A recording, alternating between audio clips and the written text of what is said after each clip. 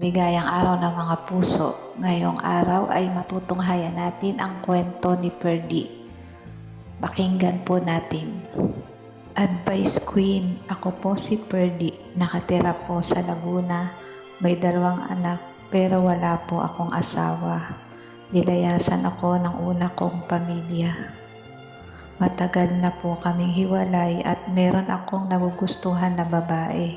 Nag-aalala ako na baka iwanan ako ulit dahil hindi niya tanggap ang katulad ko na simpleng tao lamang. Ngunit tao lang ako na nagnanais ng makakapareha sa buhay. Advice Queen, ipinagpalit ako ng babae dahil hindi kontento sa akin. Hindi siya kontento sa kaya kong ibigay. May maayos naman akong trabaho. Ngunit nakakatrauma na baka iwanan ako ulit ng babaeng nagugustuhan ko. Ano ba ang dapat kong gawin, Advice Queen, para tanggapin ako ng balak ko ligawan? Gusto ko siya makasama at sana maging masaya ang Valentine's ko ngayong paparating na Valentine's. Salamat sa'yo. Ferdy, kamusta ang puso mo? Huwag ka malungkot dahil hindi naman lahat ng babae pare-pareho. At lagi mong tatandaan, hindi ka iniwan dahil kulang ka.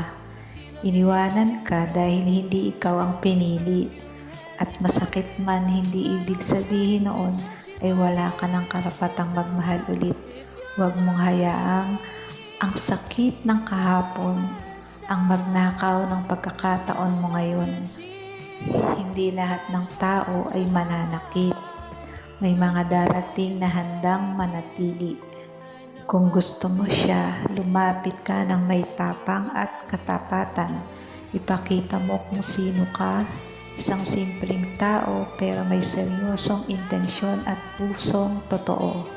Hindi kayamanan ang nagpapanatili sa isang babae, kundi respeto, consistency at paninindigan. At kung sakaling hindi ka niya piliin, tandaan mo ang tamang tao, hindi ka